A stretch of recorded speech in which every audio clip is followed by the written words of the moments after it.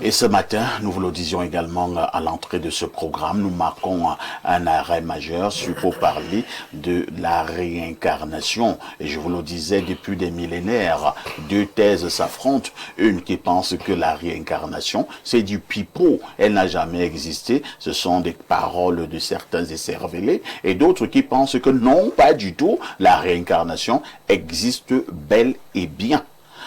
Je commence par Maria Tangana, le missionnaire gnostique. Si nous sommes d'accord que la réincarnation existe, c'est même d'abord quoi la réincarnation? Et maintenant, comment convaincre que cette réincarnation est bel et bien, elle existe bel et bien? La réincarnation, en fait, c'est un processus spirituel qui est lié à l'âme, puisque l'âme étant un éternel voyageur, l'âme se déplace après que l'on a perdu son corps physique et la divinité, elle seule sait par quel processus elle ramène ses âmes à la manifestation pour qu'elles réincorporent des corps ou des véhicules physiques différents. Ce qui fait donc que vous pouvez mourir au Cameroun, il est fort probable que tu renais même dans la même famille. Nos aïeux nous ont fait des récits de cette nature que tel de vos oncles est décédé, il est revenu à la personne que vous voyez là. Cela existe dans nos différentes familles africaines. Et il peut également arriver que tu ne te réincarnes plus dans ta famille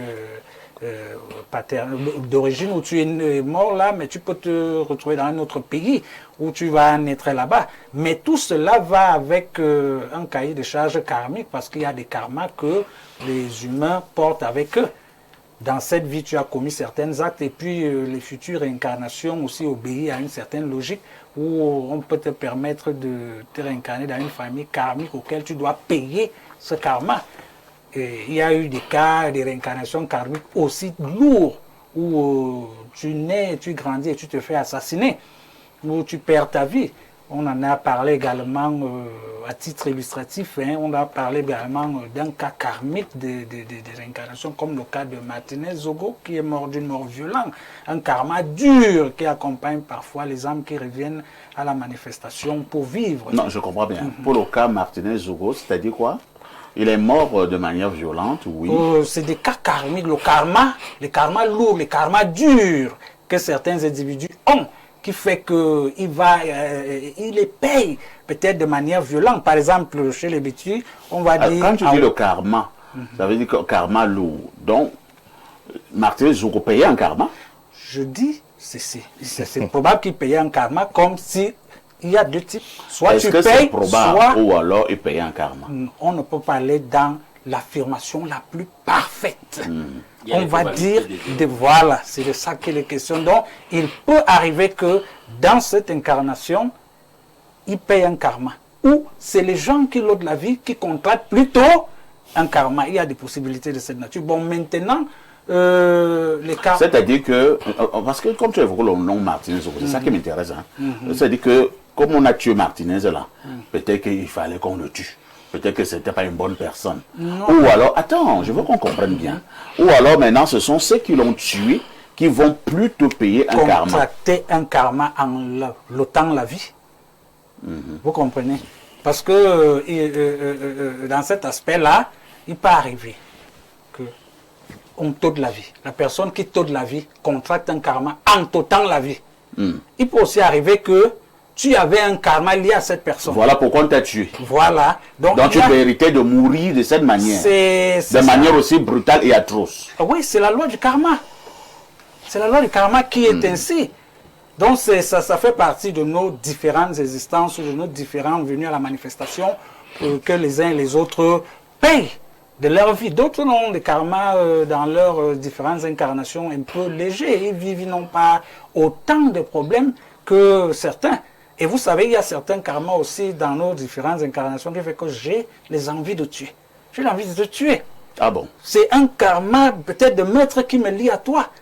Mais maintenant, il s'agit, en ce moment-là, il m'appartient de me retenir ou de ne pas poser cet acte négatif pour contracter plutôt un karma vis-à-vis.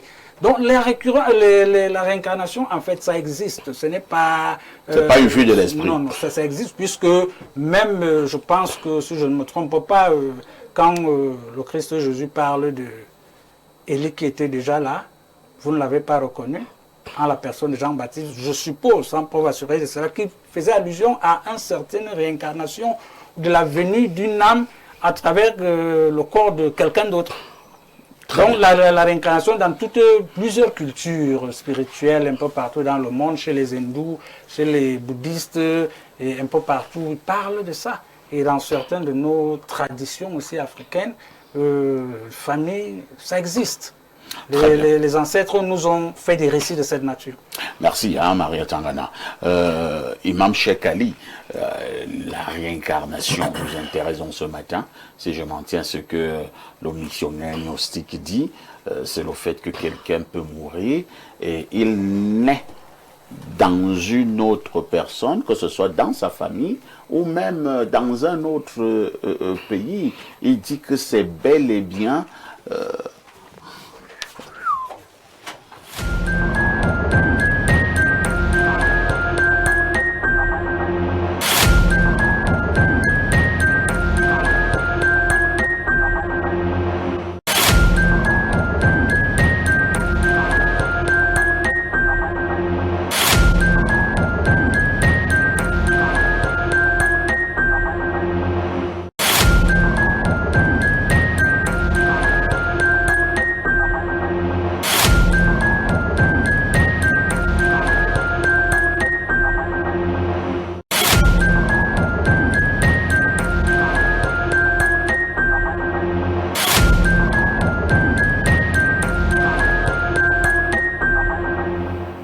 Toutes nos excuses, hein. Nous avons été victimes de ce que la Socadelle sait faire.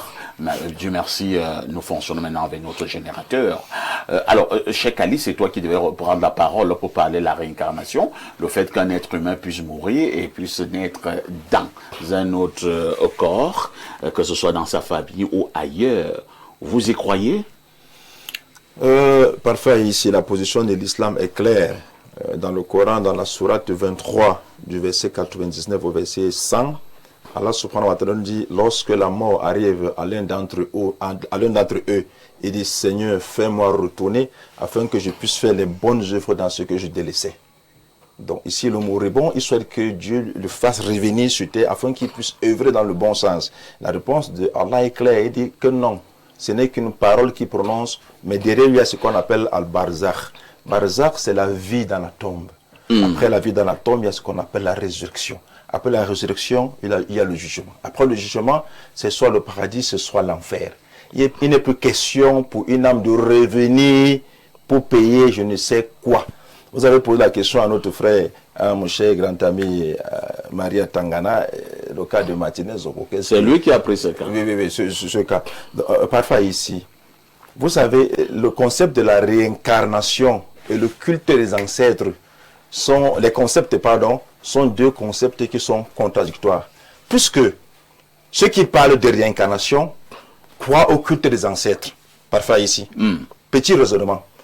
Si mon père, mon grand-père qui est décédé, lorsque j'ai un problème, je l'invoque, je lui demande de l'aide, de secours. Alors qu'il doit se réincarner à une autre personne, dans une autre vie. Je vais invoquer qui? Je prends un cas simple. Ça veut dire que si mon ancêtre est mort, il va se réincarner peut-être en France, au Gabon, je ne sais pas, aux États-Unis, je ne sais pas, n'importe où. Ça veut dire qu'il recommence une autre vie. Quel ancêtre je veux encore invoquer? Quel ancêtre je veux invoquer? Puisque tous les ancêtres se réincarnent, selon leur théorie. Quel ancêtre je veux invoquer? Donc vous avez des personnes qui croient des concepts qui sont vides de sens, qui les contredisent eux-mêmes. Des concepts. Des concepts bidons. Bidons. Et c'est eux qui vénèrent les ancêtres. Lorsqu'il dit, tout à l'heure, qui a dit que non, il faut qu'on nous montre comment est-ce qu'on doit invoquer les ancêtres, comment on doit prier les ancêtres. Mais l'ancêtre, si c'est réincarné, tu vas invoquer qui? S'il s'appelle maintenant, je ne sais pas, Zing Shun aux États-Unis, en Chine.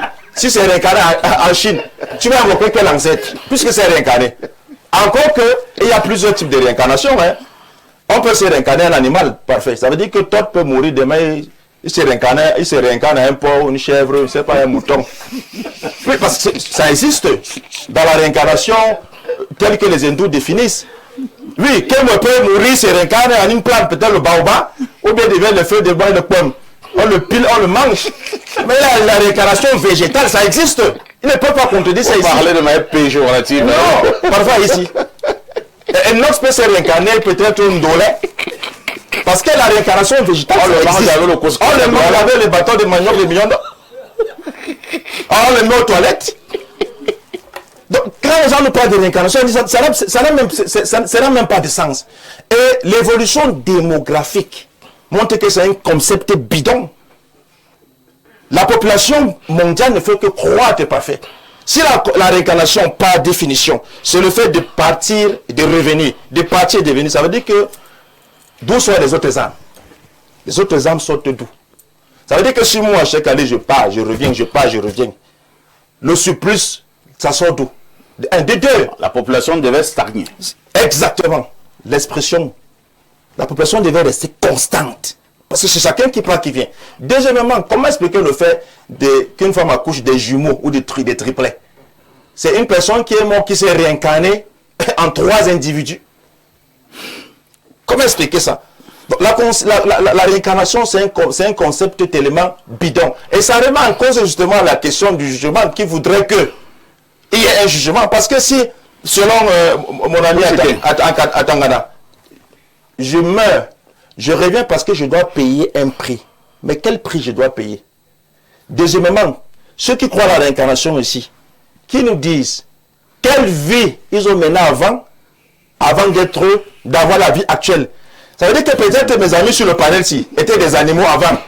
Ils sont morts, maintenant ils sont réincarnés en être humain. Ou alors c'était des plantes qu'on a détruites, on a brûlées, et ils sont revenus sous la forme humaine. Quelle vie? Et ils ont vécu combien de temps avant de se réincarner de nos jours? Ça, c'est mon premier jet. Merci. Et calmez-vous, les gars. Mettez pas les organes. Non. On met pas les organes. Pourquoi tu penses qu'on va mettre les organes? Toi, abonné, l'imam semble vous avoir cloué au pilori, hein, avec ces exemples qui font véritablement rire, mais des exemples quand même lourds de sens. Le regard que vous mettez sur la réincarnation et maintenant au niveau de votre courant idéologique, la réincarnation existe bel et bien? Oui, effectivement, la réincarnation existe. Avant de parler de réincarnation, il faut d'abord parler de incarner, c'est-à-dire l'entrée dans la chair. Réincarnation, c'est réincarner, le retour dans la chair. Et chez nous, il y a 3 processus. C'est d'ailleurs la raison pour laquelle l'expression que le frère Aïs a employée à plusieurs reprises, que les âmes reposent en paix. Chez nous, les âmes ne reposent pas en paix. Les âmes, quand elles sont de l'autre côté, continuent de travailler, veiller sur leur famille, révéler les mauvais événements qui vont se produire, venir aider à soigner des maladies. Ces âmes ne reposent. Les âmes reposeraient en paix dans le sens où, après avoir enterré quelqu'un, la personne attend le jugement dernier. Mais les âmes continuent d'œuvrer. Nos ancêtres continuent de nous assister. Mon père vient me révéler des choses chaque fois. Et ça se réalise. Donc, chez nous, les âmes ne reposent pas. On dit continue d'œuvrer pour que la famille prospère. Comme tu as œuvré étant vivant, continue d'œuvrer de l'autre côté pour veiller sur nous, pour nous protéger, pour nous révéler quand il y a des mauvaises choses, etc. Voilà, ça montre donc effectivement que si les âmes ne reposent pas, ne reposent pas pour attendre le jugement dernier, ces âmes suivent 3 processus. Le premier processus, c'est que quand tu as œuvré en accord avec la vérité, la justice, l'harmonie, c'est-à-dire la mat, tu deviens ce qu'on appelle chez nous Aku, c'est-à-dire un être de lumière, qui est donc dans ce que les autres appellent le paradis, c'est-à-dire dans les constellations lumineuses, et qui continue donc maintenant de veiller sur la famille en faisant des révélations, en venant assister les personnes qui sont en danger et autres. Ça là, c'est ce qu'on appelle chez nous les Aku, un cook. Voilà. Là, c'est ce qu'on appelle les lumineux. Voilà. Le deuxième processus, c'est quoi? C'est revenir dans la chair pour payer les fautes qu'on a dit que l'œuvre qu'on n'a pas pu accomplir dans une existence, on doit venir accomplir cette œuvre-là dans l'autre. Si on a fait du mal, on doit venir payer les fautes. Donc, et le troisième élément, c'est quoi? C'est ce qu'ils mélangent avec transmigration. La transmigration, c'est le passage de l'état humain à l'état animal ou végétal. Donc là, maintenant, l'âme régresse parce qu'elle n'aura pas pu accomplir certaines œuvres quand elle est retournée dans le corps humain. Et il y a aussi beaucoup de nos initiés là, qui mangent la chair humaine, qui sodomisent les gens, qui font des pratiques horribles, qui se transforment parfois en rats palmistes, qui se transforment en animaux, qu'on tue plus tard et qu'on mange. Et vous allez constater que la chair de ces animaux n'est pas comme la chair des animaux normaux. Elle n'est pas très bonne. Elle n'est pas bonne. Elle ne cuit même jamais. Elle ne cuit pas normalement. Donc, et puis, il y a ceux qui dorment, les âmes qui dorment sous les arbres, ceux qui ont les yeux, vont les voir là, qui dorment là, qui purgent ce qu'on appelle la pénitence. Et le dernier degré, c'est l'errance. Donc, tu n'as pas de stabilité, tu n'as pas de paix spirituelle.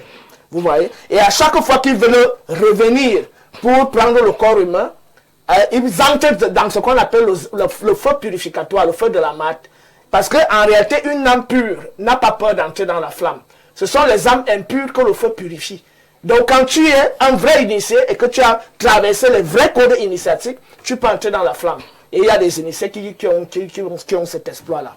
Donc, ceux qui ont peur de la flamme, ce sont les âmes impures. Et donc, quand tu as transmigré dans le corps d'un animal et que tu veux revenir dans le corps humain, c'est la flamme purificatrice qui t'accueille. Donc ça te consume et ça te purifie avant maintenant de retrouver ton processus d'évolution. Donc ça fait que les problématiques qu'il soulève, il dit que quand, d'abord je ne suis pas d'accord avec le frère il dit qu'on peut se réincarner ailleurs. Ça, ce sont des thèses théosophiques qui n'ont pas d'ancrage réel. Il y a ce qu'on appelle la linga, le lien ombilical, qui fait toujours que les âmes se réincarnent toujours dans les regroupements, c'est-à-dire la lignée, le lignage. Il est impossible à une âme Betty ou Jedine d'aller se réincarner chez les Japonais, devenir un Japonais. Chez nous, c'est impossible. Que ce soit dans la tradition de l'Égypte pharaonique, que ce soit dans nos sectes initiatiques actuels, ça n'existe pas. C'est les pseudo-théosophes occidentaux qui ont commencé à créer ces thèses-là. Donc, nous, on n'est pas d'accord avec ça. Maintenant, pourquoi est-ce qu'on devrait invoquer un ancêtre s'il s'est réincarné? Déjà, je viens de présenter que tous les défunts ne sont pas les ancêtres. J'ai différencié les Aku, les Aku qui sont donc les lumineux, et c'est à eux qu'on s'adresse. Et il y a maintenant que ceux qui ont transité, qui sont revenus dans le corps. Vous n'avez jamais rencontré une situation où vous rencontrez quelqu'un, vous avez un problème. Quelqu'un vient directement régler ce problème sans que vous ne fassiez appel à cette personne, que ce soit un membre de la famille. Tu vois, un matin comme ça, l'un des membres de ta famille atterrit et vient de te donner 100 000. Alors que tu avais besoin de ces 100 000 là. Donc, il y a intercommunication entre le reste des ossements humains qui sont dans la tombe et les autres instances des constituants de la nature humaine. Nous en avons 9. Le corps, et toutes les autres, dont l'esprit, tout. Donc, il y a une partie du cas qui se réincarne et l'autre partie du cas qui reste dans le monde intermédiaire. Donc, en invoquant là-bas, tu crées une vibration qui vient activer le vivant d'ici et c'est ce vivant qui commence à agir sans que tu n'aies sollicité l'aide de cette personne-là. Donc, c'est comme ça qu'on peut donc obtenir des soutiens sans avoir sollicité une personne particulière. Ça, c'est la première réponse à son questionnement. Maintenant, en ce qui concerne la croissance de la population mondiale, est-ce que Cheikh Ali connaît le nombre de milliards d'esprits dont regorge l'univers? Ça, c'est pour répondre. Ce n'est pas tous les esprits de l'univers qui se sont incarnés sur la Terre. Le monde est tellement vaste qu'on ne peut pas évaluer les milliards d'esprits ou d'âmes qui sont dans l'univers. Et donc, parmi donc, qui ne se sont pas encore incarnés. Donc, il y a parmi nous les jeunes âmes et parmi nous les vieilles âmes. Les vieilles âmes, ce sont les âmes réincarnées. Les jeunes âmes, ce sont les âmes qui viennent de s'incarner. Et l'attitude des jeunes âmes, c'est quoi? La curiosité démesurée. Parce que leur curiosité n'est pas réfléchie. Ils veulent goûter à tout, toucher à tout, expérimenter tout. L'attitude des jeunes âmes. Les jeunes âmes écoutent peu les conseils. Les jeunes âmes accordent plus l'importance à leur vécu, même si elles se brûlent chaque jour. Donc il y a une attitude qu'on peut identifier chez les jeunes âmes. Et les vieilles âmes sont beaucoup plus prudentes au niveau des actes à poser, au niveau des actes à poser. Les vieilles âmes sont plus prudentes parce qu'il y a ce relent en elles qui leur rappelle attention, danger. Et maintenant, il a évoqué un autre cas. Parce qu'il a dit le premier cas, c'est que s'il s'est réincarné, on évoque alors quoi? Le deuxième cas, c'est que la population mondiale évolue. Maintenant, les triplets, les machins. Est-ce que c'est la même âme qui se triple, qui se divise? Chaque âme s'incarne. Maintenant, il y a ce qu'on appelle les âmes jumelles, qui peuvent venir se retrouver dans le même ventre. Et il y a aussi des âmes qui ne sont pas forcément jumelles, qui peuvent venir se retrouver dans le même ventre. Donc, il y a des plans spirituels voilés à Tchekali, qui ne peut pas détecter et commence donc à faire des énonciations sophistiques. Parce que là, lui, dans ce qu'on appelle le raisonnement réfléchi, en tant que non-initié, il ne s'y connaît pas. Maintenant, les preuves de réincarnation. Et ce sera pour chuter. Pour chuter. Vous écoutez quoi avant? Première preuve de réincarnation. Chaque fois que vous allez quelque part, où vous n'êtes jamais arrivé, vous avez l'impression d'avoir déjà visité cet endroit. Il y a même l'impression du déjà vécu, les événements. Mais quand tu remontes depuis dans ta prime enfance, tu ne vois pas comment tu as vécu ça. Mais un événement arrive, tu as l'impression d'avoir déjà vécu cet événement-là.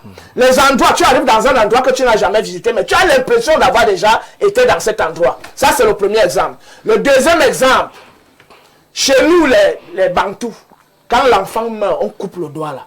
Hein? Il renaît avec le doigt coupé. Ou on lui met la marque ici. Il renaît avec la marque là.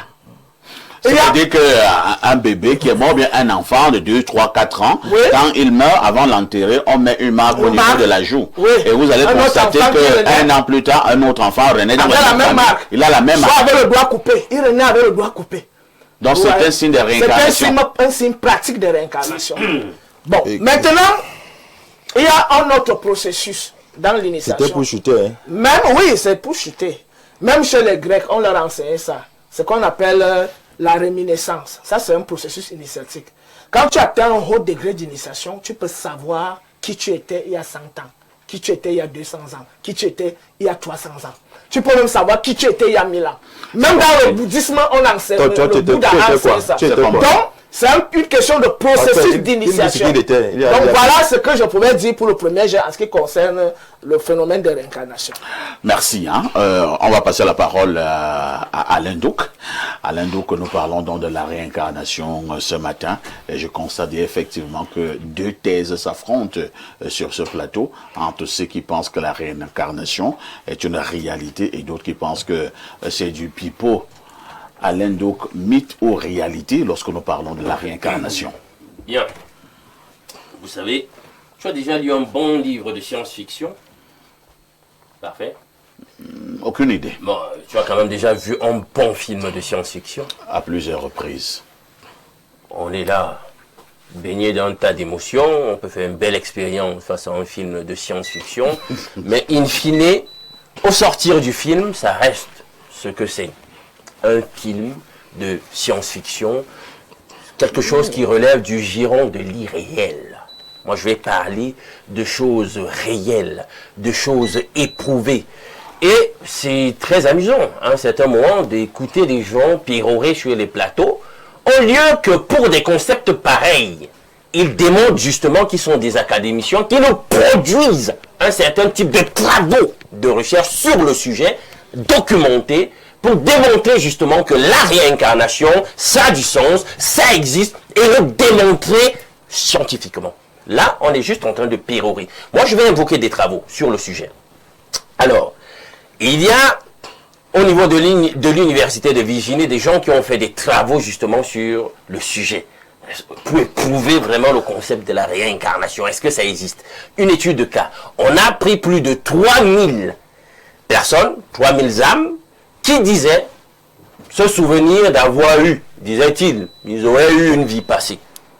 Bon, on a essayé d'éprouver ça, et on s'est rendu compte, justement, dans cette étude de cas portant sur plus de 3000 personnes, qui avaient donc des informations erronées, des informations qui relevaient simplement d'une inoculation inconsciente d'un certain nombre de faits, d'informations, des anachronismes et tout ça, une certaine facticité. Et puis, sur le plan scientifique, donc, ça n'a pas tenu. Les chercheurs sur le coup, c'était Ian Stevenson et puis Jim Tucker de l'université de Virginie. Bien, allez continuer de chercher, mais vous allez vous rendre compte que sur le point en question, dans les sciences qui vont dans le sens de la psychiatrie ou des sciences psychologiques et tout, on n'arrive pas à démontrer cette histoire. Je sors de là, de ce couloir, je vais maintenant dans la science physique. Parce que les gens, souvent ici sur ce plateau, ils ont invoqué, on invoque souvent la physique vibratoire, etc., la physique quantique. Maintenant, dans ce domaine en question, les physiciens aussi sont formels.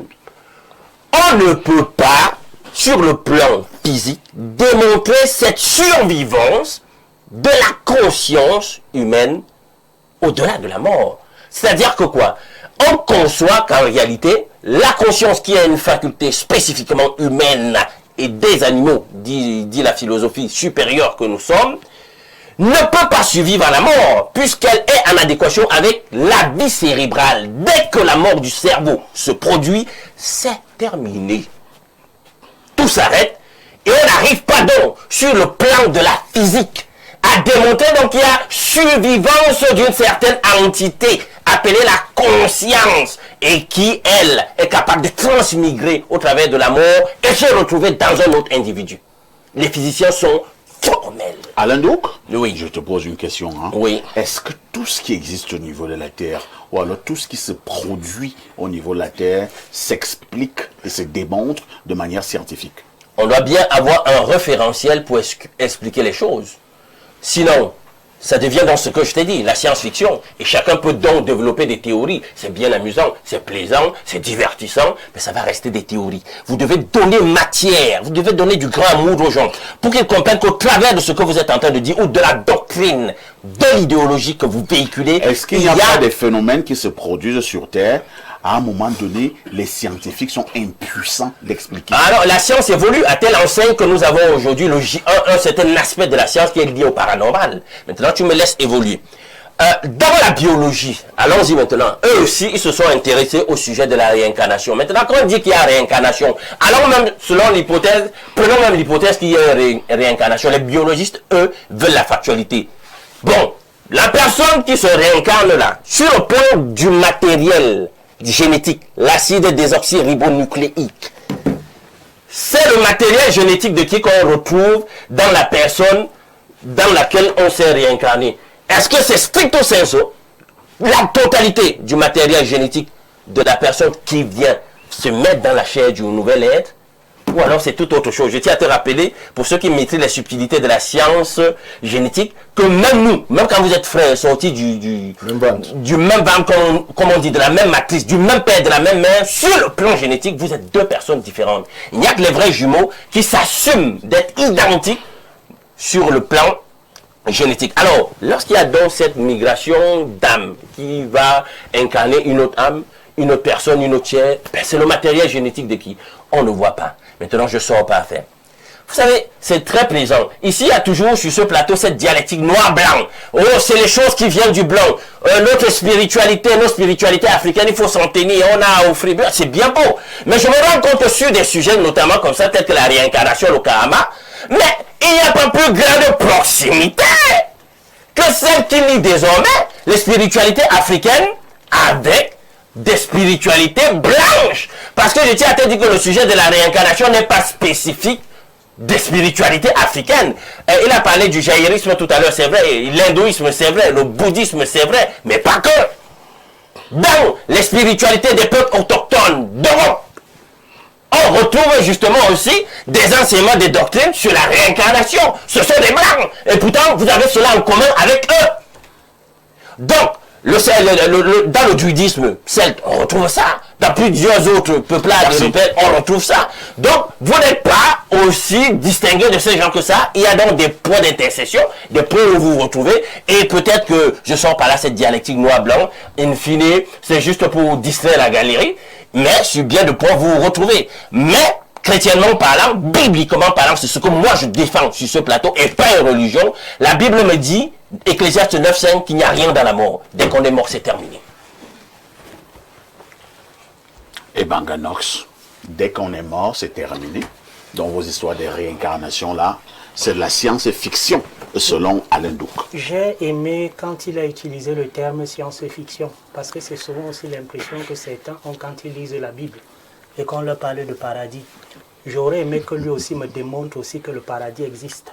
qu'il apporte des éléments de factualité, des anges, de la Bible, du paradis où leur Jésus serait. Sauf que quand ils en parlent, ce n'est pas une fiction, c'est simplement de la croyance et il faut y croire parce que c'est écrit, même si ce n'est pas démontré. Mais lorsqu'il faut parler également de certaines expériences, ils exigent qu'on prouve, là où eux-mêmes sont incapables de prouver ce qu'ils ont à dire. Revenons maintenant au niveau du terme. C'est écrit réincarnation et je me réjouis du fait déjà que le frère Todd ait commencé déjà par dire réincarner, ça renvoie tout simplement au processus d'incarner, incarnation de nouveau, une nouvelle incarnation. On va d'abord s'arrêter à ce niveau. Quand on parle de la réincarnation, on parle d'un retour, d'un nouveau retour pour prendre un nouveau corps. C'est ce que signifie réincarner. Alors à ce moment, qu'est-ce qui s'incarne? C'est l'âme. Qu'est-ce que c'est que l'âme? L'âme, disons, c'est ce principe vital et qui est immortel qui donne des caractères à la vie. Et à travers ce principe de caractère, l'âme, par le phénomène de la réincarnation, va passer plusieurs phases d'existence pour grandir, pour se lever, pour davantage croître. Et à chacune de ces passages, va conserver une mémoire. Cette mémoire, on va l'appeler une empreinte mémorielle, qui, elle, peut donc répondre à la question du frère de l'imam. Quand il demande si les âmes s'incarnent, qui est-ce qu'on invoque? Tot a commencé à répondre. C'est une empreinte mémorielle parce que à chaque passage de l'âme sur terre, elle garde une empreinte mémorielle de son passage. Et c'est cette empreinte mémorielle donc qu'on peut retrouver dans ce que certains vont appeler l'au-delà ou encore dans le paradis, pour utiliser les termes des autres, pour les âmes qui ont fait un travail de lumière et leur empreinte mémorielle conserve cette charge lumineuse. Mais l'âme traverse et évolue tout en gardant le lien avec cette empreinte mémorielle. C'est pourquoi donc il pouvait parler de la réminiscence, c'est-à-dire le fait que vous pouvez vous retrouver à un endroit et avoir l'impression d'y avoir déjà vécu, parce qu'il y a une empreinte mémorielle de votre passage à ces lieux et vous pouvez en être connecté. On va parler donc de réminiscence. Donc l'âme a ce processus qui permet de voyager à travers de multiples phases d'existence et à chaque phase d'existence va prendre un nouveau corps. Ça c'est au niveau de la définition et de la substance qui s'incarne. Maintenant, comment pouvons-nous exemplifier la réincarnation? Parce que la nature elle-même parle. Quand on y croit, quand on en parle, ce n'est pas une question de fiction. Nous nous appuyons sur le langage de la nature. La nature lui-même s'engage, c'est-à-dire parle le langage de la renaissance, du retour et des cycles. Et voilà par exemple quelques éléments de correspondance naturelle. Je peux m'appuyer par exemple sur la métaphore de la chenille et qui devient le papillon.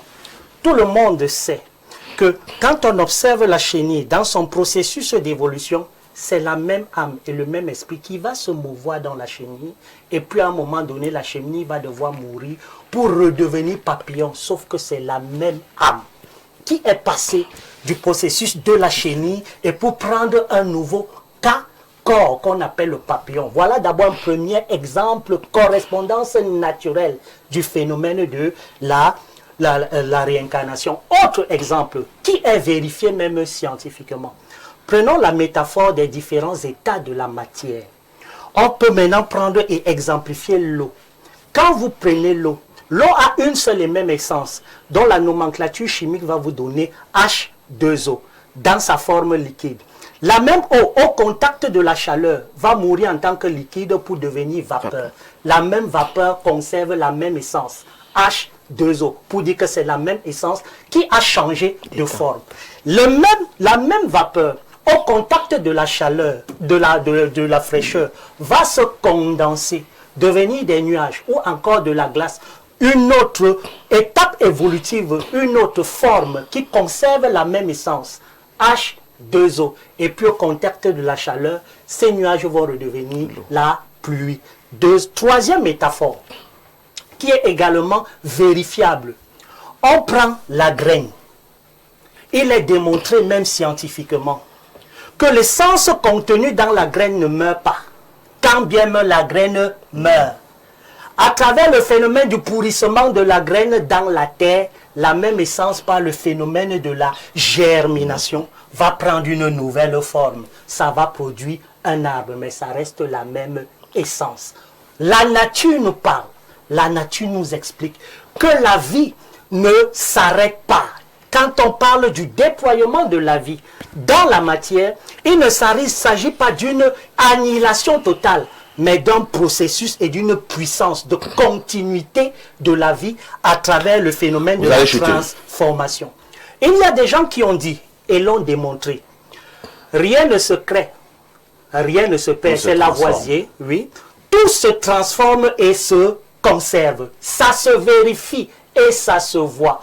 Pour celles et ceux donc qui posent la problématique du nombre, de la démographie, mais je suis désolé, même scientifiquement, visiblement, naturellement, on a démontré que même l'univers s'expand, même l'univers se dilate, l'univers grandit.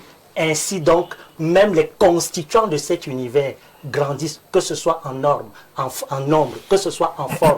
Parce que la vie s'inscrit dans la continuité à travers le processus de transformation successive et régulière. Car dans la mort nourrit la vie, tout comme la vie expérimente la mort. Pour faire simplement, l'expérience véritable du passage de la matière à l'esprit et de l'esprit à la matière. Sauf que la matière étant lourde, elle peut se régénérer à plusieurs fois.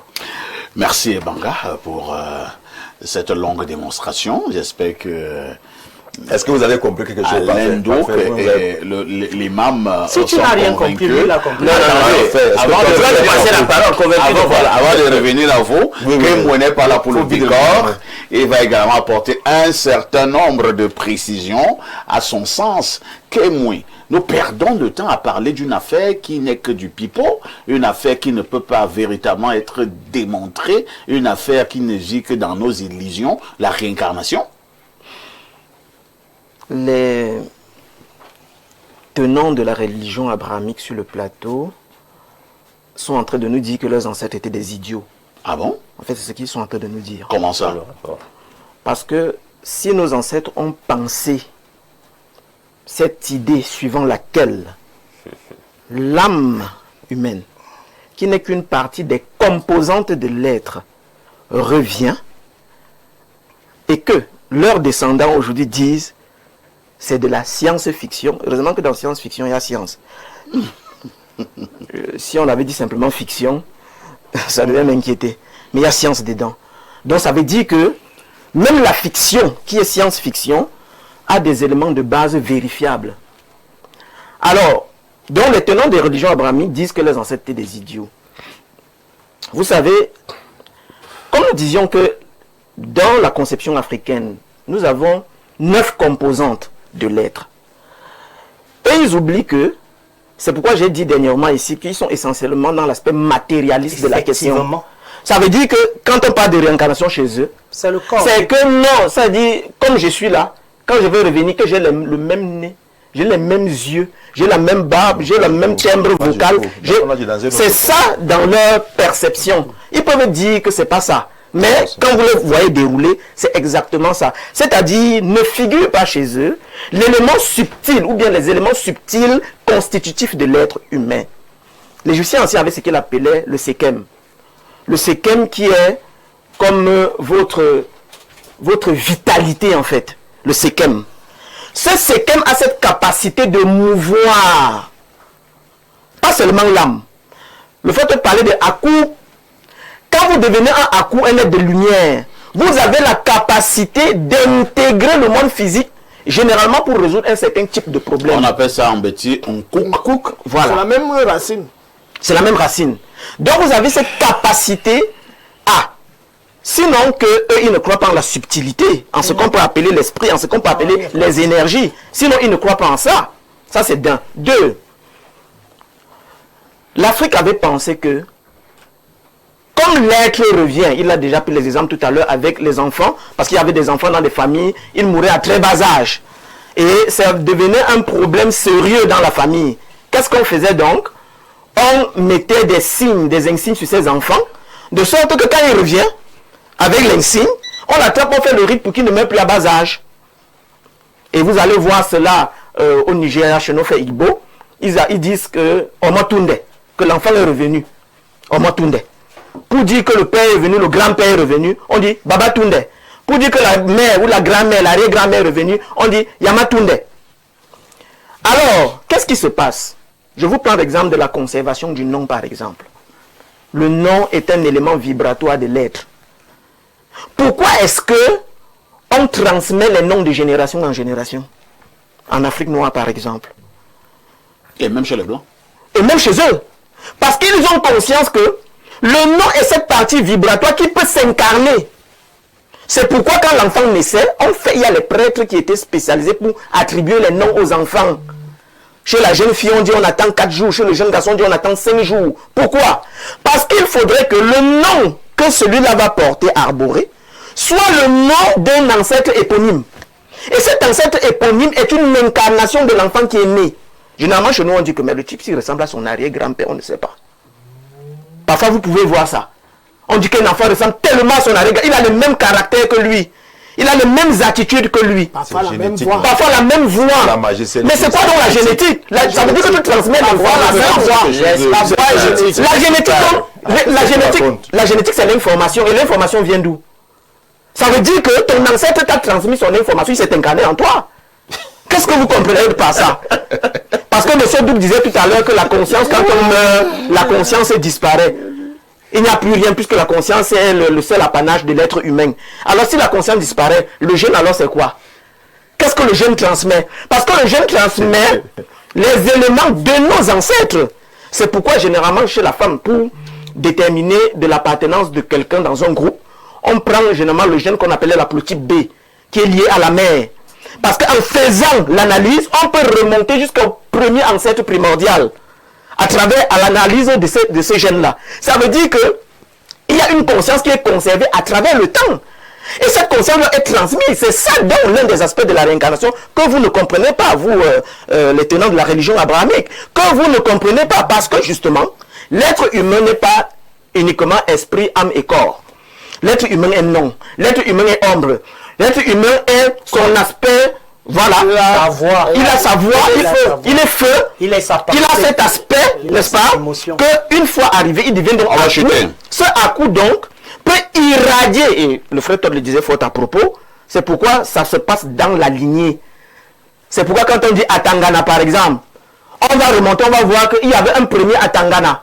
Pourquoi quand Atangana meurt, quand il arrive au carrefour là, on dit dans ton nom, si tu dis je m'appelle Ali, tu es perdu, monsieur Ali Sanga. Tu deviens un errant. Et le frère Todd parlait des errants. Il faut que tu donnes le nom qui vibre en fonction des gens qui ont porté ce nom.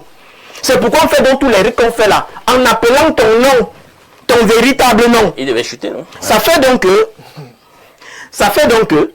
à partir de ce moment, limiter la réincarnation 1 uniquement à l'âme, c'est un problème. Parce qu'en dehors de l'âme, nous avons notre séquem, nous avons nos Aku, nous avons notre nom qui peuvent s'intégrer, qui peuvent être des parcelles qu'on donne en héritage à nos descendants. C'est compris. Hein?